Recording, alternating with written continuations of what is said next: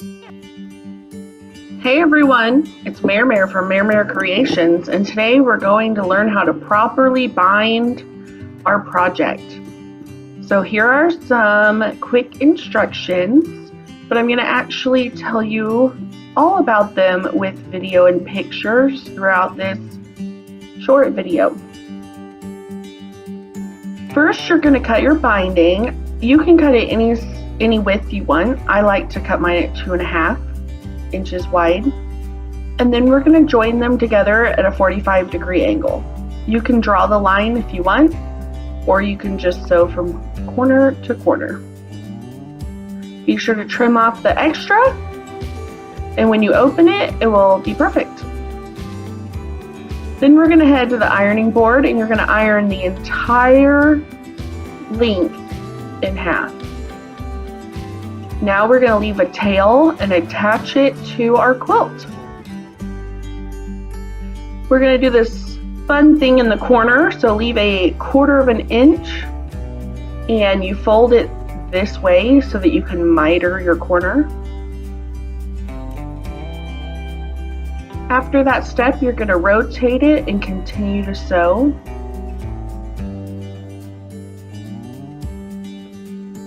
Now we're going to join the ends together, and we don't want to make our ends lumpy, so we're going to sew them together at a 45-degree angle.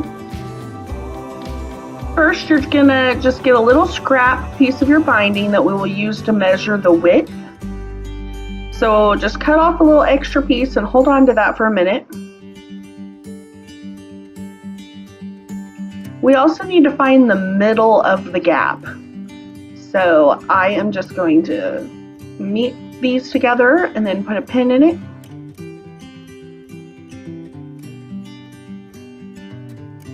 That's right at the middle between the gap. And lay down your sizing guide. You can do this with any size binding. And now you're going to overlay one side and cut it at the farthest spot.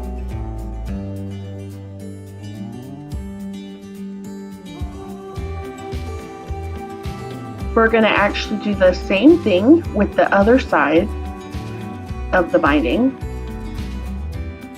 and cut it again at the farthest spot.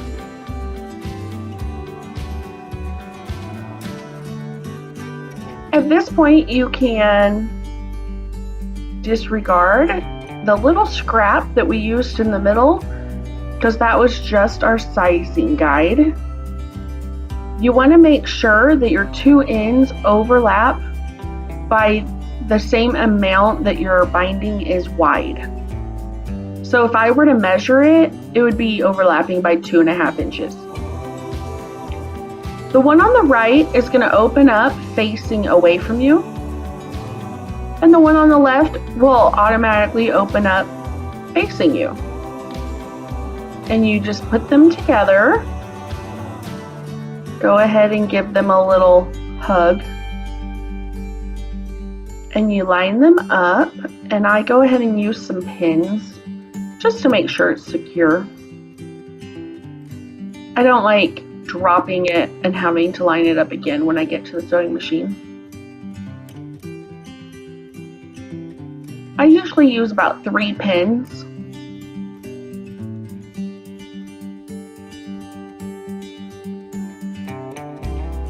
And we're going to sew from corner to corner.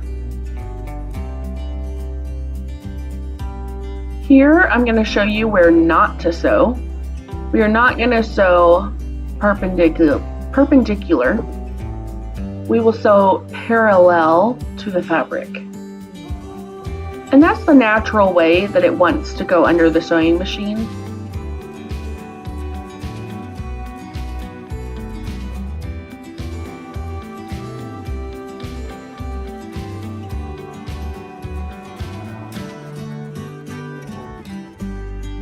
And if you feel more comfortable, you can draw the diagonal line. But I'm going to go ahead and just sew from corner to corner.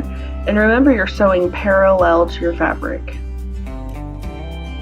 Just removing a pin here.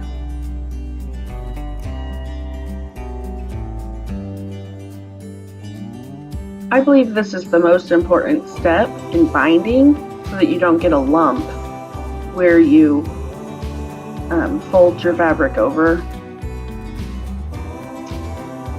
Now with the fabric facing you, you can check and see that your binding lays flat.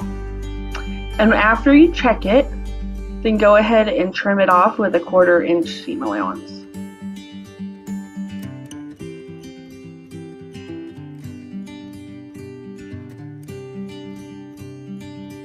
If you only overlap by the amount that it is wide, it will lay perfectly. And I'm going to just give that seam a quick little finger press. You can use the iron if you want. I'm going to put in some pins here just because it hasn't been ironed. It will just lay a little flatter with some pins. And the length is perfect because we overlapped our ends when we joined them the exact same distance that our binding was wide.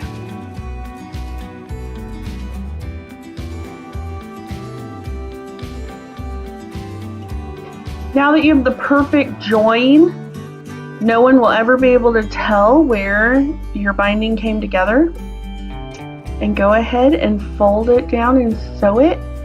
I like to fold mine to the front and sew it. You can sew yours to the back or fold yours to the back. You can hand sew this part. This is just the way I like to do it.